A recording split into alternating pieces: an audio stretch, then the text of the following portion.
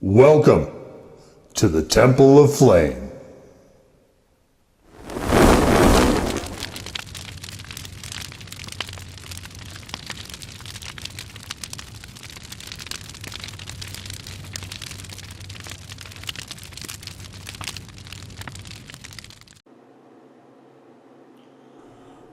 On today, Faith Blacklights, we take a look at this.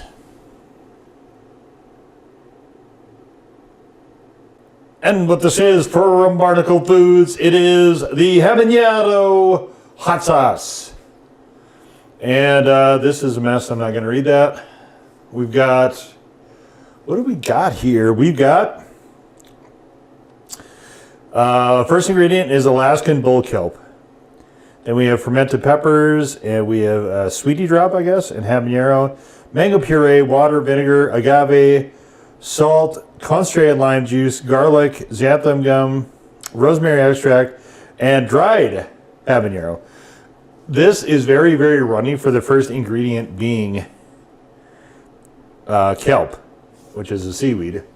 So I find that kind of interesting. So this one has been on the radar for quite a while. And this is one of those, I mentioned this in the written review, which is available in the description down below, that this is one of what I call the kick-me sauces. That as soon as I have it, or kick-me food, if you will, where as soon as I have it, I immediately want to kick my own ass for not getting to it sooner. And this one was brought to my attention. There's a little bit of a story there with that in the written review if you're interested to check it out. But I have seen this in a lot of places. This is the only sauce that I know of from that I've done from Alaska. I don't know if there is other. I kind of doubt it, but I don't know if there might be other companies in Alaska. And it kind of got me wondering if I have done a review from every single state in the union that makes a hot sauce. And I think the answer is probably no. There are well over 600 reviews on the blog at this point. But I am pretty confident that, at least at the time of filming this, by the time this is posted, it might be closer to 700. But I'm pretty confident that a lot of states don't have a whole bunch of hot sauce companies. But it might be closer than I think. I don't know. I mean, I've done Alaska now, and of course there are Hawaiian ones I've done as well. So the ones that are not the continental United States, I've cleared those. As far as the continental United States, I don't know. I don't know. Like, I don't recall seeing a lot of sauces from, say, Alabama or North Dakota or Mississippi. But it is possible I've had some and I just don't know. But just as a point of curiosity for me, when I was looking some time back, it was probably a couple of years ago now, I was looking to see if I had touched on every single alphabet. And I had, except for the letter U. So I very quickly found some U sauces. This is all in the, if you read the quarterly updates, I kind of detail that a little bit. But I try to have some statistical stuff in there, just because I find it entertaining and interesting, and hopefully readers do as well. Anyway, that aside, this is one of these kick-me foods for me. And let's take a look here at it. Got this nice red-orange coloration. And I know why, the reason I put this out for so long. I know the reason. And that's, again, in the written review. This video series, the Fundamentals Heat video series, is meant to go hand in hand with the blog, particularly in the hot sauce reviews. So I encourage you to check out the blog as well. There's a lot of other stuff in there also. And honestly, the more people can get to reading, I think the better we're all off. But anyway, you can see there with some bits that looks like a dried, that's probably the dried habanero. It's this very, very nice red-orange coloration here. Gorgeous looking sauce, for sure. And let's get into it.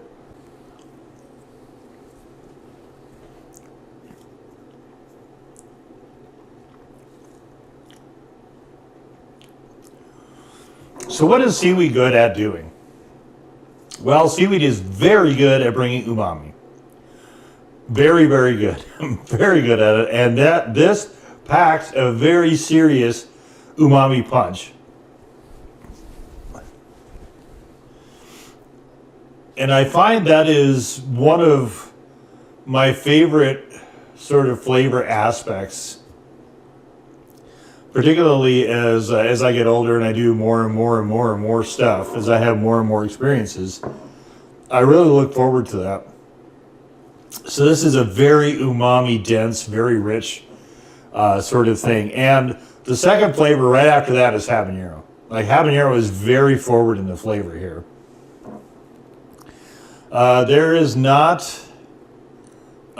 getting a lot of mango out of here. I think that's probably just there for reinforcement. The two dominant tastes are the umami, which is probably the bull kelp, and then followed by the habanero. There is a bit of astringency to it as well from the vinegar, of course. So there's that little bit of tang to it also. But this is a super nice sauce. This is another sauce of the year candidate for 2025. I was not expecting that when I picked this up. But if you don't check out a lot of written reviews, maybe check out this one, because this one definitely the whole idea of the Kick Me Foods is I could have been enjoying stuff for much, much, much longer had I gotten to it sooner. And it's just, it's the way life goes with stuff, I guess, sometimes. So, what I've got here is I got this. A Totino's Ultimate. Now, they came out with this line, this Totino's Ultimate, to the idea being that it's a higher quality, and they've done this here and there over the course of time. The idea is that it's supposed to be, everything is supposed to be real, and it's supposed to be a higher quality product than the regular Totinos. The cheapy ones, well, the ones that used to be cheapy, but aren't really so cheapy anymore. Just like everything else, unnecessarily. But, so I saw this, I happened to be at Walmart getting other things, and I saw this in the freezer section. I always like to go walk through their freezer section just to see, because they out a lot of stuff. Walmart has a lot of different exclusives. So I go through there and I saw these, and they're like $3 instead of, I think the other ones are like $1.50 or $2 now. And so I was like, well, I haven't tried it yet. So we've got the little diced ones like normal, and then we also have, I'll show you. We also have slices. So I was like, well, I'll try one. I'm just going to try one and see how it is, because I'm curious. And of course, any new stupid food product that comes out, I pretty much got to jump in on it. We can't seem to stop myself. So let's try, which piece looks good here? Why don't we try, let's save that one for some sauce. Let's try this one.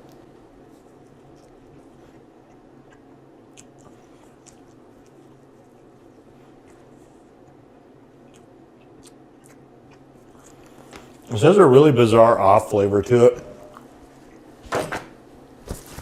So, they had a deep dish once upon a time back in the, I want to say the 80s or, mid to late 80s, early 90s, that was actually pretty nice. This is garbage. What is in it? This sauce is so... Something is goofy here with this. And I saw somebody on Reddit say that the actual regular ones are better. And I think I'm forced to agree. I wasn't expecting any great shake, so let's be real here. This is Totino's we're talking about. Oh, let's get this one dialed up too.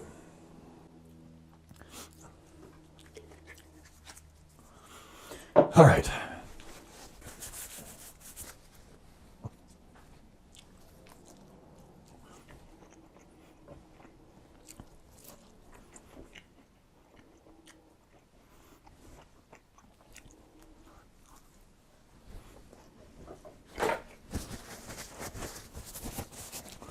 So it's kind of interesting with this sauce, and it's done it on pretty much everything I tried it on so far,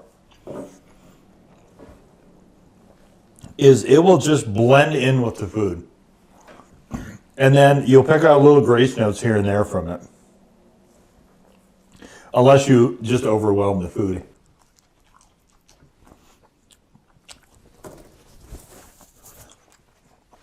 And you get these nice little flavor sections. This is quite good here.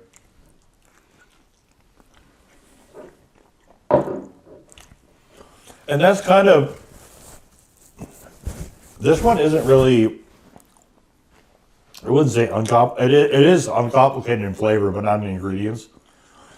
But this sauce is another great example of make a great sauce and it automatically just becomes more flexible.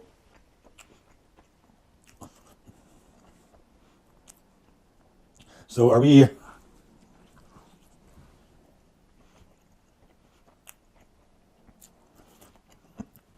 So it's grown on regenerative ocean farms, foraged sustainably. Awesome. I back their mission.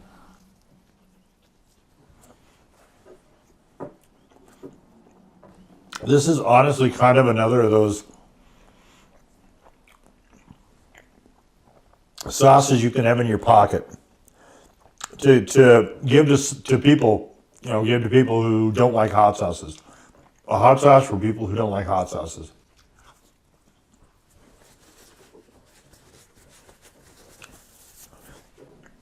It's only habanero. Not particularly hot. It's just got more of a little tingle.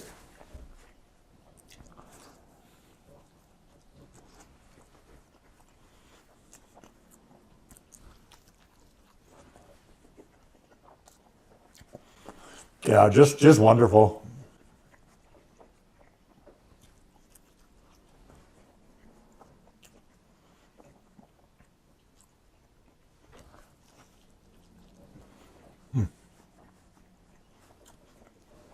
I'm getting little bits of the sweetness now.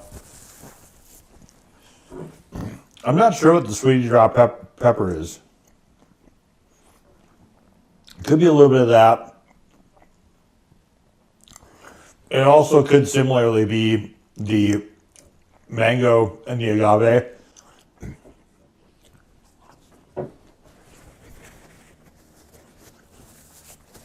Agave is more of a desert vibe, I think. Mango is definitely more tropical. And to me, that sweetness sort of sits right between those two. This is just so incredibly well done.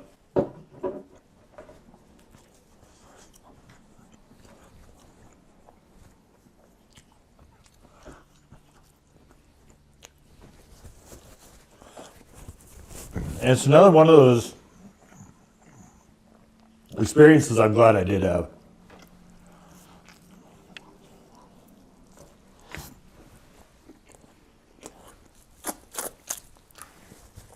Absolutely better late than not at all in this case.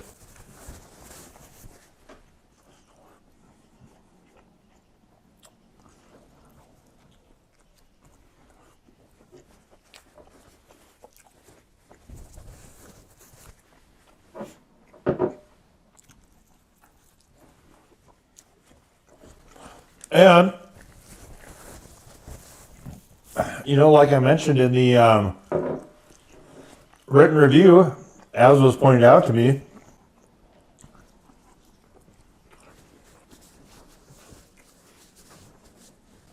all that time ago.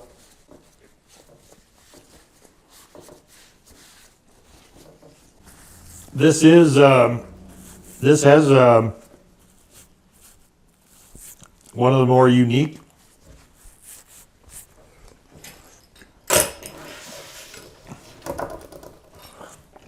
ingredients to it. I can't think of any other sauce I've ever had that has Alaskan bullwhip cap.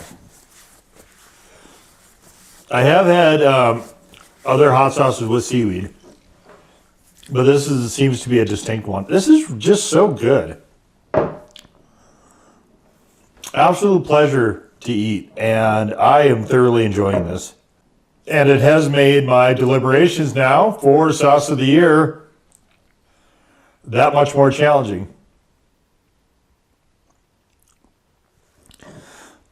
A lot of times, if I have a sauce, like say maybe November into December, I will hold that over so I can have some for the following year in January, which is why I used to just flood the blog with reviews, because I would sometimes just hold sauces while I was doing fridge cleanup and what have you.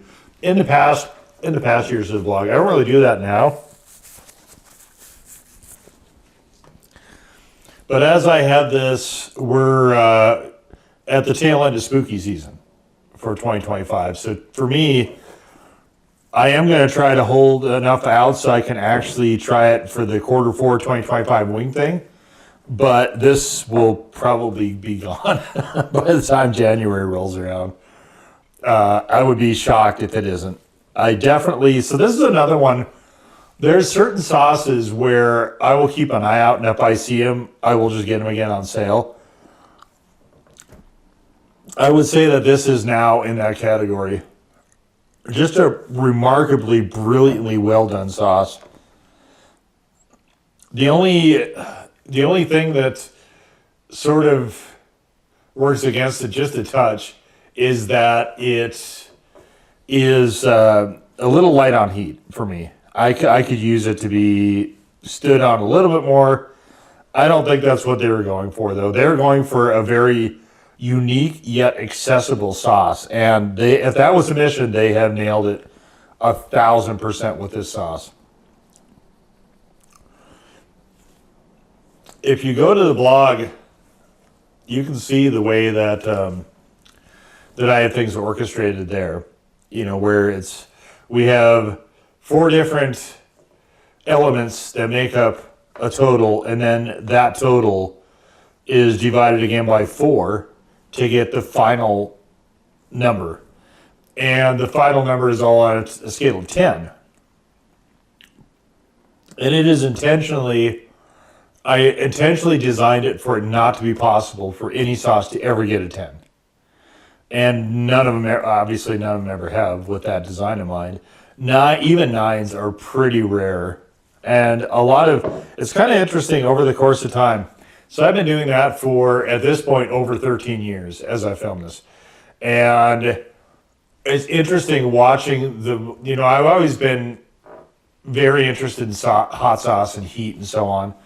But with the immersion over the course of that time, particularly in probably there was other times as well in there, but probably the last 6-7 years or so that I've been doing this FOH series has really been when, just with that kind of immersion, it is just really, I think, sort of pointed a lot of my thoughts when I have so many different things to compare with each other now. So it's really a fascinating evolution to me. But for this one, the heat is one of those elements, and this one is fairly low. But like I said, if you're looking for a hot sauce to bring people into the chili head world that say they don't like hot sauce, this is definitely one that you can have on hand to kind of give them a sample of and And who knows, maybe a new chili head will be born. But we're going to leave it right there. That was the Barnacle Foods Habanero hot sauce. Now go full in peace to serve the flame.